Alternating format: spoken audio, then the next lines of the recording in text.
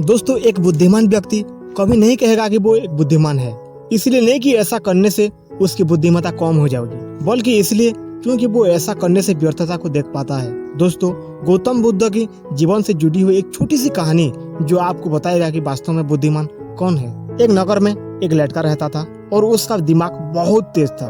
उसकी खासियत ये थी कि वो किसी भी चीज को बड़ी जल्दी से और आसानी से सीख लेता था। जहाँ अन्य लोगों को किसी काम को सीखने के लिए महीनों या वर्षे लगते थे, वहीं पर उस लड़के को इस काम को सीखने के लिए कुछ दिन लगते थे। उसकी ख्याति दूर दूर तक फैल गई थी और कहा जाने लगा था कि उस व्यक्ति के जितना बुद्धिमान इस पूरी दुनिया में नहीं है। परंतु वो व्यक्ति तो जानता था कि वो भीतर से क्या है। हर व्यक्ति जानता है कि वो भीतर से क्या है, चाहे वो बाहर से कुछ भी दिखाई दे। वो व्यक्ति भीतर से बहुत परेशान था, परंतु वो अपने अहंकार से अपनी परेशानी को ढकना चाहता था। दोस्तों, ज्यादातर लोग ऐसे ही करते हैं और शो ऑफ इसका नाम है। वो व्यक्ति अपने प्रसिद्ध को और बढ़ाने के लिए तरह तरह के काम सीख रहा था। वो चित्रकारी करना चाहता था, वो मूर्ति बना सकता था और वो गीत भी गाता था और वो दुनिया का जहान का हर वो काम सीख चुका था जो उसने अब तक सीखे हुए थे। इसलिए उसे अपनी बुद्धिमत्ता पर अहंकार था, क्योंकि कोई भी साधारण आदमी एक काम कर सकता है या दो काम कर सकता है या ज्यादा से ज्यादा 3 काम को कर सकता है, परंतु वो तो सैकड़ों काम को कर सकता था और बहुत अच्छे से कर सकता था। इसलिए उसे अपनी बुद्धिमत्ता और अहंकार था। वो इस बात को अंदर ही अंदर मान चुका था कि उसके जितना बुद्धिमान इस दुनिया में कोई नहीं है। फिर एक दिन उसका सामना गौतम बुद्ध से होता। उसे पहली बार एक ऐसा व्यक्ति मिलता जिससे उसे ईर्ष्या होती। अब तक उसने ऐसे लोग देखे हुए थे जो उससे ईर्ष्या करते थे, और जहाँ ईर्ष्या होती वहाँ तुलना तो होना निश्चित है। वो व्यक्ति अपनी तुलना गौतम बुद्ध के साथ करना शुरू कर देता। वो देखता कि बुद्ध के पास तो एक भिक्षा का कुटरा है, लेकिन उसके पास धन की कोई भी कमी नहीं है। बुद्ध के वस्त्रों को साधारण से थे, परंतु उसके वस्त्र बहुत कीमती है। बुद्ध तो जमीन पर नंगे पैर चलते, परंतु वो नंगे पैर नहीं चलता। इस तरह से वो आदमी सैकड़ों चीजों को अपनी तुलना गौतम बुद्ध के साथ करने लगता, परंतु हर तुलना के बाद भी वो पाता है कि उसकी ईर्ष्या बुद्ध के प्रति प्रतिशोध भी कम नहीं होती। वो व्यक्ति मन ही मन सोचता है कि मैं इस भिक्षु से अपनी तुलना क्यों कर रहा हूँ, जबकि मेरा जीवन इससे 100 गुना बेहतर है। लोग भी बुद्ध का सम्मान कर रहे हैं। आखिर इसके भीतर ऐसा क्या है जो मुझ में नहीं है और जिसके कारण मेरे भीतर इसके प्रति ईर्ष्या है।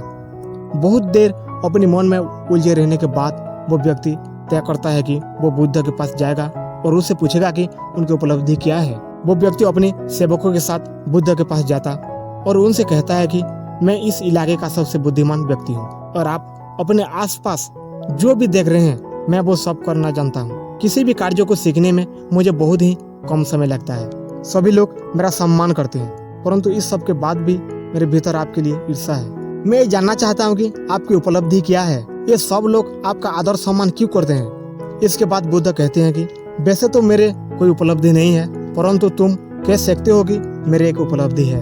वो व्यक्ति पूछता है कि क्या मैं जान सकता हूँ। उसको बुद्ध कहते हैं कि मेरी एक उपलब्धि है कि मैं सभी उपलब्धियों को जुड़ सकता हूँ। वो व्यक्ति पूछता है कि क्या मैं जान सकता हूँ, तो फिर उसको बुद्ध ने कहा मेरी एक उपलब्धि है कि मैं सभी उपलब्धियों को छोड़ चुका हूँ। वो व्यक्ति बुद्ध से पूछता है कि मतलब मैं कुछ समझा नहीं।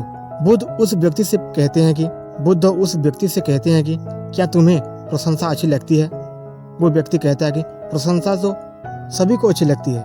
उसके बाद बुद्ध कहते हैं कि क्या तुम्हें निंदा अच्छी लगती है। तो वो व्यक्ति कहता है कि बोला इस दुनिया में कौन सा है जो अपनी निंदा को अच्छी लगे। इसके बाद बुद्ध कहते हैं कि जो तुम्हें अच्छा लगता है और जो तुम्हें बुरा लगता है, मैं इन दोनों से भी ऊपर उड़ चुका हूँ। ना मुझे निंदा सताती है और ना ही मुझे अपनी प्रशंसा प्रसन्न करती है। बस यही अंतर है तुम में और मुझ में। और इसके बाद वो व्यक्ति बुद्ध से कहता है कि परंतु ये कैसे संभव है। बुद्ध मुस्कुराते और उस व्यक्ति से कहते हैं कि तुमने सैकड़ों काम सीखे, लेकिन एक सबसे जरूरी काम तुम सीखना भूल गए। वो व्यक्ति बुद्ध से पूछता है कि कौन सा काम है बुद्ध। बुद्ध कहते हैं कि अपने मन को नियंत्रण करना। क्या तुम्हें आता है। बुद्ध की वो बात सुनकर वो व्यक्ति समझ जाता है कि ईर्ष्या का कोई कारण नहीं था। इसके बाद बुद्ध कहते हैं कि जिस व्यक्ति ने सारा जगत को जीत लिया लेकिन अपने मन को नहीं जीता, उसने कुछ भी नहीं जीता। और जिसने अपने मन को जीता परंतु अपना सब कुछ गवा दिया, फिर भी उसने सब कुछ जीत लिया। गौतम बुद्ध की इन शब्दों को सुनकर व्यक्ति अहंकार टूट जाता है और वो व्यक्ति